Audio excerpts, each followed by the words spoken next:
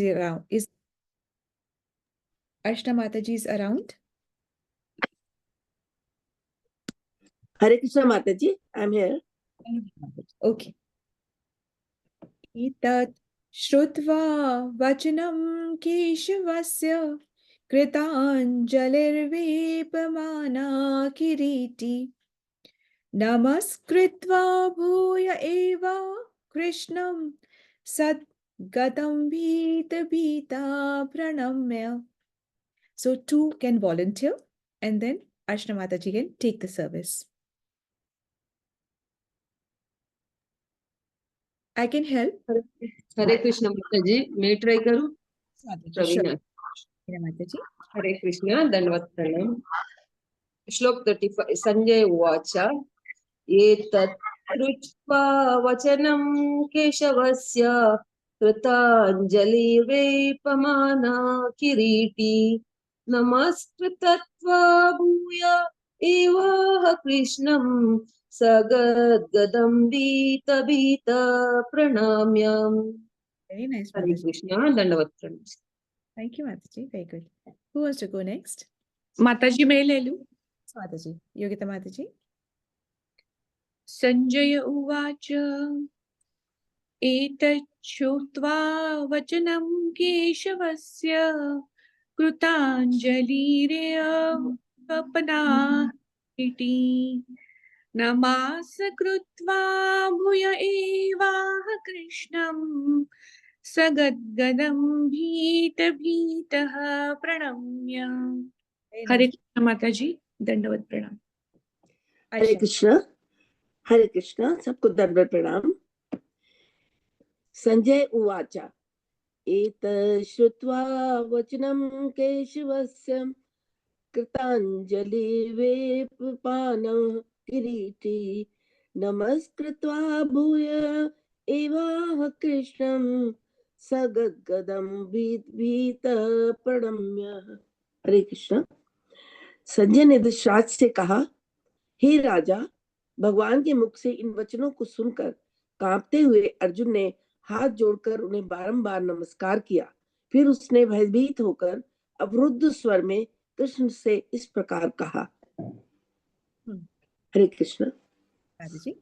एतत् श्रुत्वा वचनं केशवस्य. इस प्रकार सुन, श्रुत्वा मतलब सुनकर, वचनों को, केशव मतलब कृष्ण के, कृतांजलिर वेपमाना किरीटी हाथ जोड़कर, कांपते हुए, मुकुटधारी, किरीटी मतलब धारी, अर्जुन से. यहाँ पे किरीटी अर्जुन को कहा जा रहा है. नमस्कृत्वा भूय एवा कृष्णम मतलब नमस्कार करके फिर भी बोला कृष्ण से. सद्गदगदम भीता प्रणम्य मतलब गदगद वाणी से, अत्यंत भयभीत होकर, प्रणाम करके. भीता मतलब भयभीत होने से भी जो एक और ऊपर वाली कैटेगरी होती है वो भीता.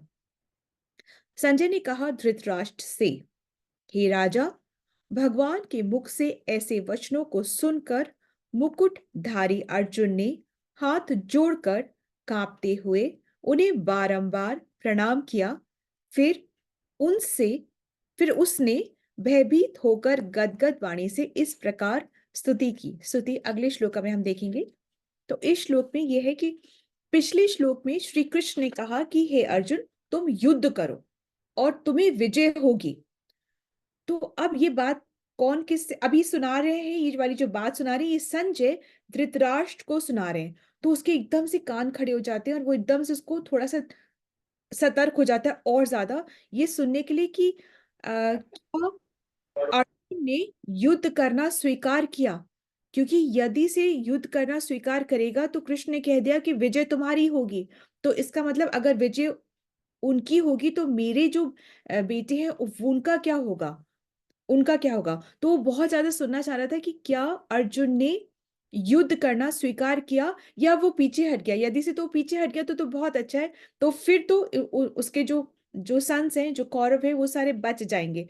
तो अभी जो धृतराष्ट्र है थोड़ा और ज्यादा घबरा गया और अटेंशन में सुनना चाह रहा है कि क्या हुआ क्या है। तो उसी को अटेंशन को समझ करके संजय अच्छे से बता रहे हैं कि संजय कहते हैं कि अर्जुन ने युद्ध करना स्वीकार किया है, तो इसका ऑटोमेटिकली मतलब ये होता है कि तो मृत्यु निश्चित है। ठीक है, तो इस वाले श्लोक में 3 चीजें इंपॉर्टेंट है, उसको हम ध्यान रख के उसको समझेंगे। एक जो चीज सबसे इंपॉर्टेंट वो है कि अर्जुन जो है हाथ जोड़ करके, हाथ जोड़े हुए हैं, और फिर आगे वाले श्लोक में प्रार्थना करेंगे। नंबर 1, उन्होंने हाथ जोड़ रखे।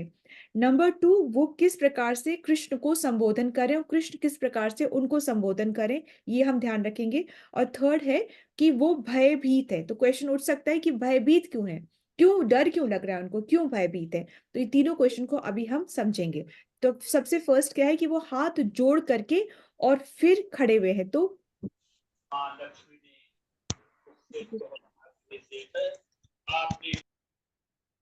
ओके, सो वो हाथ जोड़ करके खड़े हुए हैं। तो अभी एड्रेस संजय जो है, एड्रेस उनकी बता रहे ना, अर्जुन के बारे में बता रहे, तो संजय बोल रहे हैं किरीटी। तो किरीटी से संबोधन करें किसको, अर्जुन के बारे में बता रहे, तो किरीटी बोले। किरीटी उनका नाम पड़ा था इंद्र के कारण, इंद्र की वजह से उनका नाम किरीटी पड़ा था। किरीटी मतलब जो मुकुटधारी हैं, तो उनकी वजह से नाम कैसे पड़ा था। तो एक्चुअली में अर्जुन इंद्र के ही पुत्र हैं। ये हम जानते हैं ना कि अर्जुन इंद्र के पुत्र हैं। तो ये बात हुई कैसे थी, जब कुंती और मतलब पांडु से संतान प्राप्ति नहीं कर पा रही थी, तो फिर कुंती ने बताया था कि मुझे मंत्रों की प्राप्ति है और मुझे दुर्वासा मुनि ने ये मंत्र मुझे दिए थे, जिनका कि मैं उच्चारण करके जो देवता गण है उनसे पुत्र प्राप्ति कर सकती हूँ। तो कुंती ने ये मंत्र उच्चारण किए थे, और पांडु की सहमति से, पांडु की अध्यक्षता में ये मंत्र उच्चारण किए थे, और फिर उनको पुत्र रत्न की प्राप्ति हुई थी। तो उनको अर्जुन इंद्र से प्राप्त हुए थे, युधिष्ठिर धर्मराज से प्राप्त हुए थे, भीम वायु से प्राप्त हुए थे, नकुल सहदेव अश्विनी कुमार से प्राप्त हुए थे, और पहले ही कर्ण उनको सूर्य से प्राप्त हुए थे। परंतु क्योंकि विवाह से पहले उनको प्राप्त हुए थे, तो उन्होंने कर्ण को नदी में बहा दिया था, फिर उनको किसी और ने प्राप्त किया, फिर उनकी परवरिश कहीं और हुई, इस तरीके से वो अलग बात है। तो विवाह से पहले कर्ण प्राप्त हुए थे उनको सूर्य से। तो अब जब Arjun, mindful of the mic. माता जी, यस माता जी। एक बार फिर से बताइए कि अर्जुन तो इंद्र से हुए थे और भीम किससे हुए थे? भीम वायु देवता से। और युधिष्ठिर धर्मराज से हुए थे।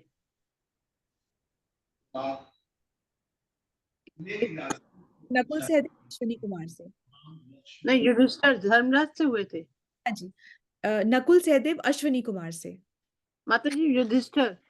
युधिष्ठिर धर्मराज से। Okay, thank you. जी माता जी, ठीक है। सो तो जब अर्जुन इसी बॉडी में, जिस बॉडी में हमें अभी अभी बात हो रही, इसी बॉडी में वो स्वर्ग भी गए थे, और स्वर्ग जाकर के उनसे कहा गया था कि आप स्वर्ग जाओ और कुछ कलाएं वहां पे सीख करके आओ, जो आपके लिए बाद में बहुत हेल्पफुल होंगी। तो वो इंद्र के पास स्वर्ग गए थे, और वहां पे जाकर के उन्होंने कई दानवों का वध किया था, और इससे इंद्र बहुत इम्प्रेस हो गए थे। उन्होंने अर्जुन को हक किया और उनको कहा कि तुमने ऐसा कार्य किया है जो कि बहुत सिद्ध देवताओं के लिए भी बहुत ज्यादा ये मुश्किल है। और उन्होंने खुश होकर के अ, अर्जुन को बहुत सारे गिफ्ट्स दिए थे। तो जैसे कैसे गिफ्ट दिए थे, उन्होंने कवच गिफ्ट किया था, स्वर्ण की माला गिफ्ट की थी, देवदत्त जो शंख को बजाते हैं वो गिफ्ट किया था, और मुकुट गिफ्ट किया था। तो इन सब के होते अर्जुन एक विशेष उनके क्या बोलते हैं, बहुत स्पेशल लुक दिखा करते थे, बहुत विशेष उनके लुक्स दिखा करते थे। पर सबसे जो विशेषता जो अर्जुन की है वो क्या थी, विशेषता जो सबसे जो फाइन क्वालिटी या जो सबसे जो स्पेशल लुक था, वो उनका क्या लुक था कि वो कृष्ण के सखा। ये बहुत स्पेशल, और ऑब्वियसली वो धनुर्धारी तो थे ही, पर जो सबसे स्पेशल क्वालिटी थी कि वो कृष्ण के फ्रेंड है, कृष्ण के सखा है। और कृष्ण को केशव बुला रहे हैं संजय, कृष्ण को केशव बुला रहे, के श और व। तो क मतलब ब्रह्मा, ईश मतलब शिव और व मतलब वपु, मतलब कि ऐसा ऐसा कैरेक्टर, ऐसी पर्सनालिटी जिनमें ब्रह्मा और शिव दोनों ही हैं, और दोनों ही, तो मतलब केशव मतलब कि कृष्ण ऐसे जिनको कि ब्रह्मा और शिव दोनों ही उन पे डिपेंडेंट हैं, उनमें प्रेजेंट है और उनके इंस्ट्रक्शंस को फॉलो करते हैं। केशव का ये मतलब होता है। तो और माता जी फिर से रिपीट कर दीजिए, केशव का। क, ईश और व। क मतलब ब्रह्मा, ईश मतलब शिव, और व मतलब वपो, मतलब ऐसी पर्सनालिटी जिसमें ब्रह्मा और शिव दोनों का निवास है, ब्रह्मा और शिव दोनों उन्हीं में है। तो ये बन के हो जाता है केशव, और केशव कृष्ण, कृष्ण परम, कृष्ण मतलब cause of all causes, ultimate, the absolute truth, Krishna. So Brahma और शिव भी भगवान के भक्त हैं, और वो इंडिपेंडेंट नहीं है, वो भी उनमें ही है, उनमें ही डिपेंडेंट है। ठीक है। सो अर्जुन जो है, पहले पहले हम बोले थे कि अर्जुन जो है वो हाथ जोड़ के खड़े हैं। तो जब हमें पता चल जाता है ना किसी के बारे में, उनकी स्पेशलिटी के बारे में पता चल जाता है, तो हम विनम्र पड़ जाते हैं। तो अर्जुन यहाँ हाथ जोड़ के खड़े हैं। हमने अगर है ना मणिग्रीव और नल कुबेर को भी देखा, तो उनको हमने यही देखा होगा कि हम हाथ जोड़ करके खड़े, वो हाथ जोड़ करके खड़े हैं। वो हाथ जोड़ कर क्यों खड़े हैं? क्योंकि उनका उद्धार हो गया था, और फिर उन्होंने हाथ जोड़ करके प्रार्थनाएं करी, और फिर वो देवलोक चले गए थे। तो अर्जुन भी ना हाथ जोड़ करके खड़े हैं। सो बेसिकली ना क्या, जो अर्जुन को ये हाथ जोड़ने का भाव आया कब? उनको आया तब जब उन्होंने सुना कृष्ण के बारे में, और फिर उसके बाद जब उन्होंने सुना, जब उन्होंने दर्शन करे विराट रूप के, तो क्या होता है, सुनने से बदलाव आता है। जब हम बहुत ध्यान से सुनते हैं ना, तो बहुत बदलाव, जैसे कि किरण माता जी बोल रहे थे कि मुझे सुनना ही बहुत पसंद है, बोलना नहीं। तो ये जो बोल पाए वो इतना, वो इसलिए बोल पाए क्योंकि उन्होंने सुना बहुत ध्यान से। तो उन्होंने वो सुनते रहे, सुनने से बहुत बदलाव आता है, और सुनने से ही भाव डेवलप होता है। तो हमें भाव में नहीं जाना है कि हमें इतना भाव हो रहा है, हमें तो कृष्ण के दर्शन होते हैं, कृष्ण तो हमारे को सपने में आके बोलते हैं, और कृष्ण को देखते मेरी तो आंखों से आंसू। ये भाव पे नहीं जाना है हमने। हमें क्या करना है, एबिलिटी बनानी है सुनने की। हमें करना क्या है, सोचना है भाव कैसा आ रहा है, इस पे हमें नहीं कॉन्सेंट्रेट करना है। तो हमें अपनी साधना पे हमने करना क्या है, जैसे 4 रेगुलेटरी प्रिंसिपल्स को फॉलो करना है, हमें नियम से अपनी साधना करनी है, वैष्णव सदाचार करने हैं, अपराध नहीं करना है, पाप से ये सब चीजों पे हमें कॉन्सेंट्रेट करना है। हमें अपने भाव में नहीं जाना है। सो एक्चुअली क्या होता है कि जब जैसे भगवान की कृपा तो सबके लिए है, पर यदि से तो पात्र होगा तो हम कृपा को कलेक्ट कर पाएंगे। पर हमारे पास क्या होता है, पात्र ही नहीं होता है। और पात्र आता कब है, तब त्रिनादपि सुनिचेना तरोरपि सहिष्णुना अमानि न मान देना कीर्तने सदा हरि। जब हम हम्बल होंगे, तब हम वो पात्र हमारा वो पात्र हमारे पास हो पाएगा कि हम कृपा को कलेक्ट कर सके। बारिश सब जगह होती है, पत्थर पे भी होती है, रेत पे भी होती है, और जमीन पे भी होती है, परंतु जहां पर सीड होता है, जहां बीज होता है, जिस हृदय में भक्ति लता बीज होता है, फिर वही बीज पनपता है, वही बीज बड़ा होकर के पौधा और फिर पेड़ बनता है, बड़ा बनता है।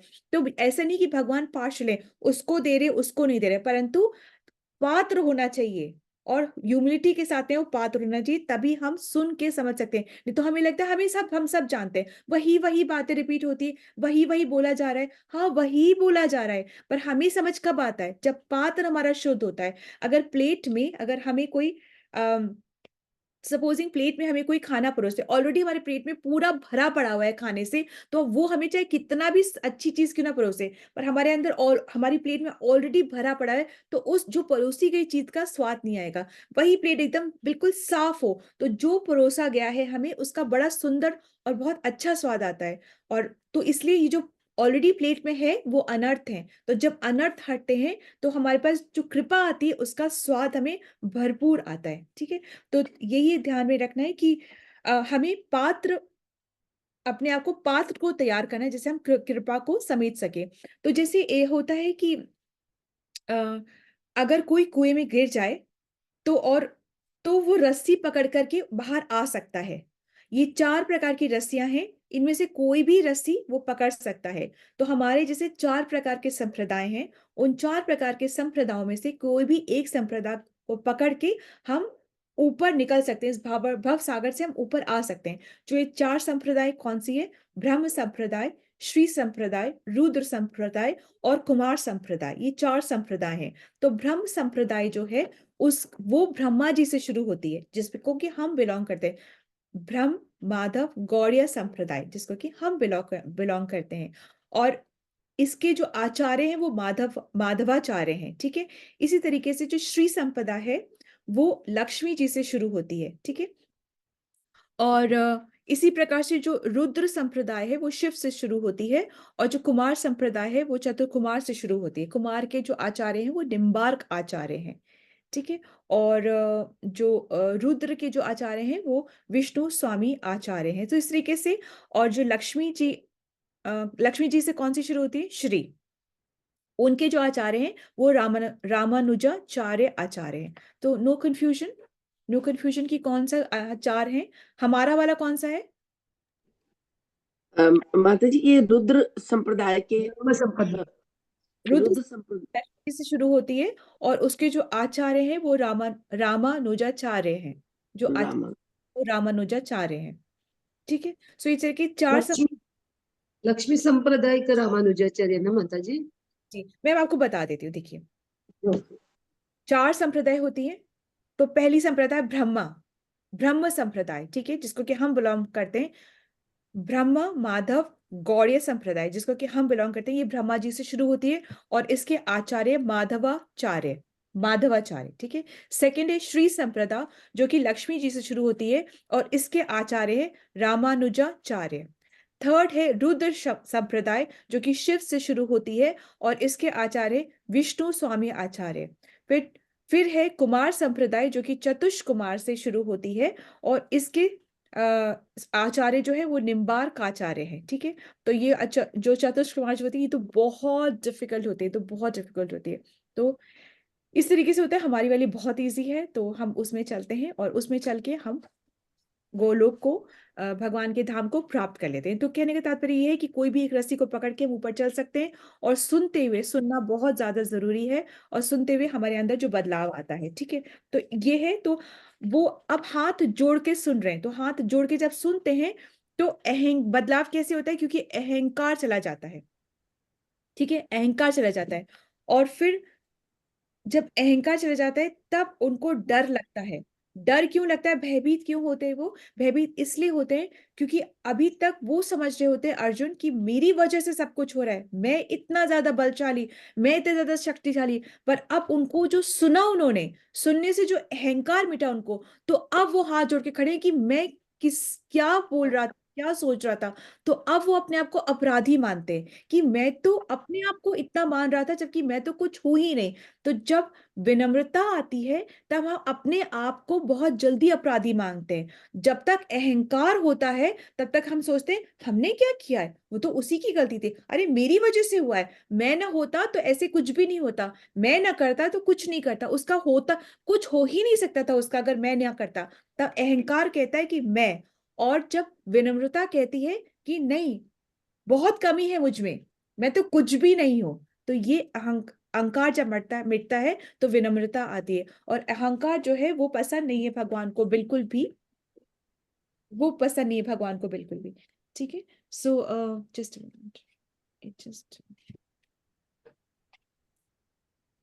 पहले वो नमस्कार कर रहे होते हैं, और उसके बाद वो प्रणाम करते हैं। तो नमस्कार और प्रणाम में क्या डिफरेंस है? नमस्कार मतलब कि नॉर्मल झुकना, नॉर्मल नमन करना, और प्रणाम मतलब कि पूर्णता सरेंडर, झुकना ही नहीं, अंदर से सरेंडर करना, वो होता है प्रणाम। और प्रणाम काफी तरीकों का होता है, जैसे षष्टांग होता है, षष्टांग अष्टांग एक ही होता है, और पंचांग प्रणाम होता है, इसमें 5 अंगों से प्रणाम होता है। स्त्रियां पंचांग प्रणाम करती हैं, और जो पुरुष होते हैं वो अष्टांग प्रणाम दंडवत करते हैं वो। तो इस तरीके से होता है। तो अष्टांग षष्टांग पंचांग कुछ भी बोल सकते हैं, और जो पुरुष होते हैं वो दंडवत करते हैं, वो प्रणाम करते हैं। इसमें क्या होता है? कंप्लीट सरेंडर, कि हमारी मति आपकी मति से चले, और हमारा अहंकार, ये हमारा जो ईगो है वो ये हो कि हम आपके दास हैं, ठीक है। सो ये होता है। So Hare Krishna. So this is understanding from today's shloka. Prabhupada कीजिए। श्रीमद् भगवद गीता की जय।